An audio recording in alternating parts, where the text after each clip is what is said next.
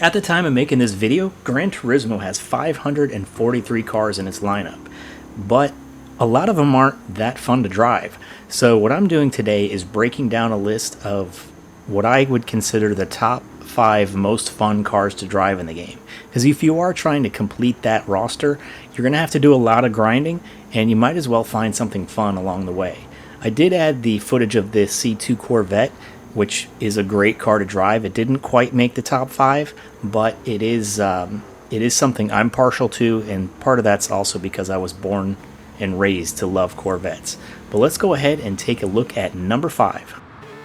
Fifth place on the list belongs to the Aston Martin Valkyrie, and it is not the 5th best car, but it is a 4 million credit car. So with the price tag that this thing carries, it just didn't have the same amount of fun that is added to the game after your purchase.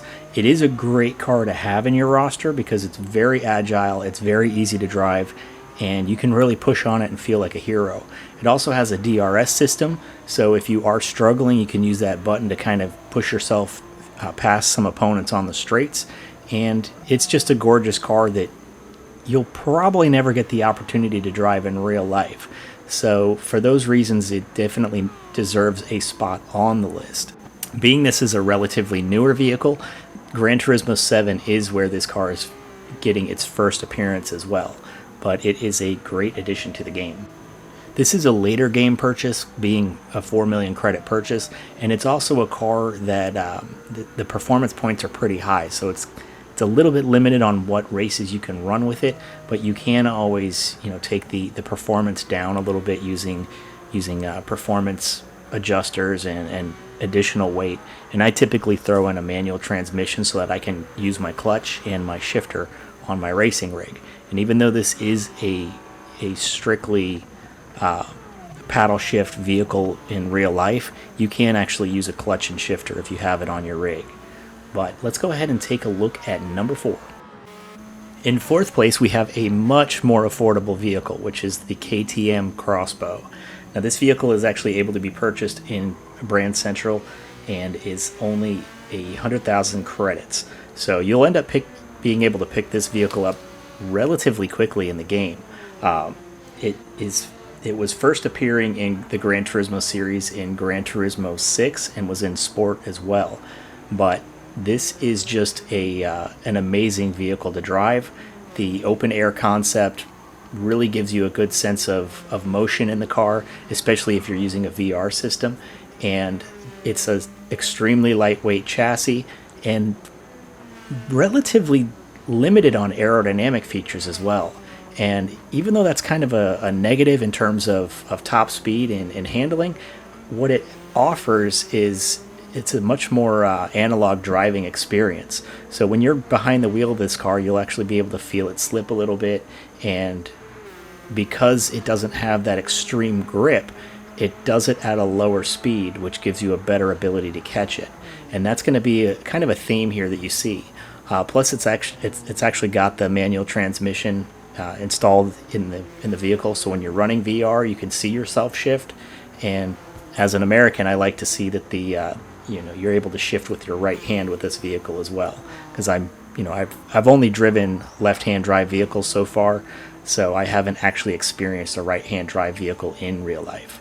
I actually was considering the BAC Mono when I was first getting behind the wheel of these minimalist cars, but I found that I actually like the Crossbow more, which surprised even me. In 3rd place, we have a classic in the game and a classic in real life, and that is the Shelby Cobra. This has been in Gran Turismo since Gran Turismo 2, so this is a common staple of the Polyphony series, but the beauty behind this car, again, is the lack of aerodynamics and the ability to slip, like we just saw right there. The car has a lot of power. There are no engine swaps currently available for it, but even driving this car with the factory installed engine, I was very delicate on the throttle pedal just to get this thing to rotate and or keep it from over rotating.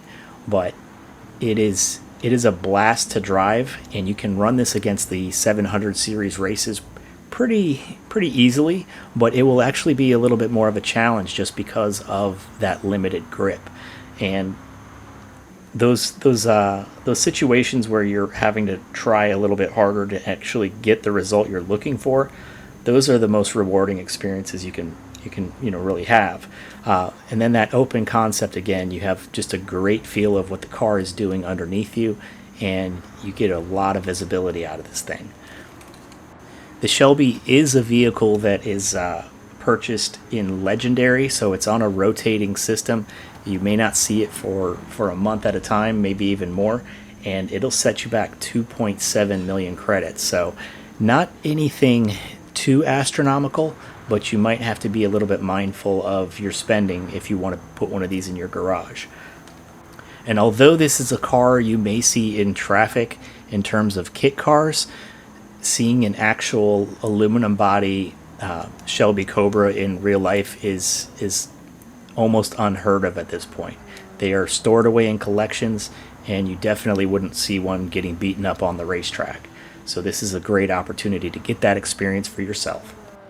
Coming in at second place is the most affordable car we have on this list, and this car just gives you a lot of fun for very limited budgets. So this is definitely worth picking up. You may actually even have this car in your inventory already, because this is a frequent vehicle that's seen in the roulette system as well. But it can be found in Brand Central under Mazda. Even though it's a pre-2000 car, they have the racing version in Brand Central itself, and that's for 90,000 credits.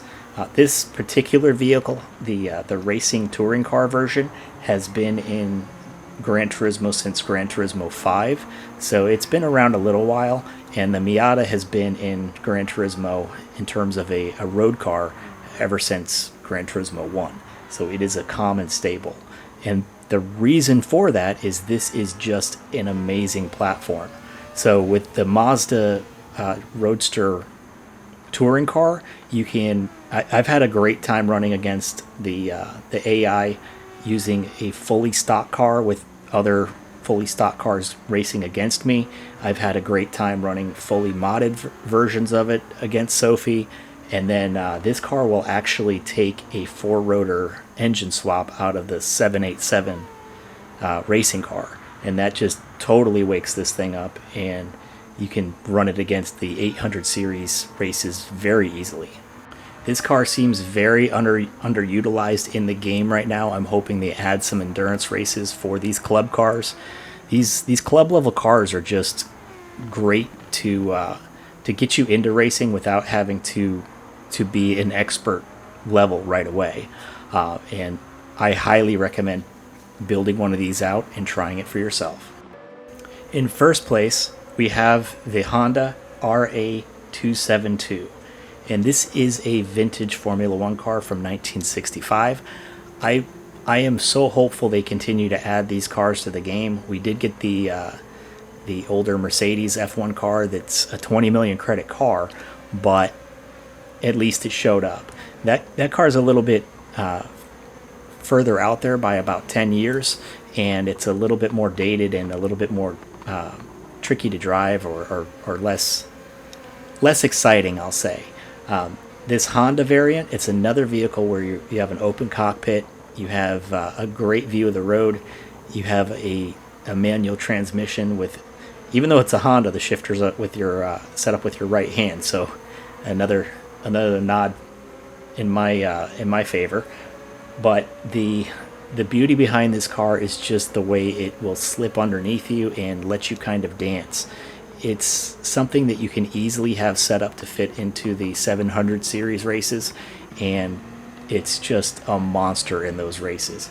But it will slip on you, so you have to let it dance. This car was released the first time into Gran Turismo 7, not into any previous generations of the game, and it came out the same day they updated for the VR system.